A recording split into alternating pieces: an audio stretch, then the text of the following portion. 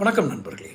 வாழ்க்கை துணையை அல்லது வாழ்க்கை இணையை தேர்ந்தெடுப்பதில் ஆழ்மனம் சரியாக செயல்படுகிறதா?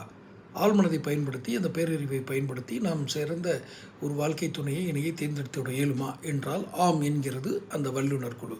எல்லாத்துக்கும் ஆமான்னு சொல்கிறீங்க, எல்லாத்தையும் பண்ணலான்றீங்க, ஆனால் எப்படி அப்படின்னு கேட்டிங்கன்னா, உங்களுக்கு ஒரே ஒரு விஷயத்தை கூறுகிறேன். நிறைய திரைப்படங்களில் அல்லது நிறையருடைய நிஜ வாழ்க்கையிலும் ஒரு விஷயம் நடந்திருக்கும். என்னென்றால், ஏன்னு தெரியாது அவரை பார்த்தோன்னே பிடிச்சிருந்தது.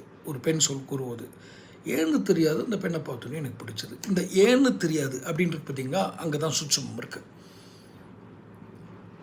ஆனால் அந்த ஏனென்று தெரியாமலேயே அந்த பெண்ணை விரும்புவதற்கு பல காரணிகள் உளவியல் காரணிகள் இருக்கிறது. அதில் பேரறிவினுடைய பங்கும் இருக்கிறது.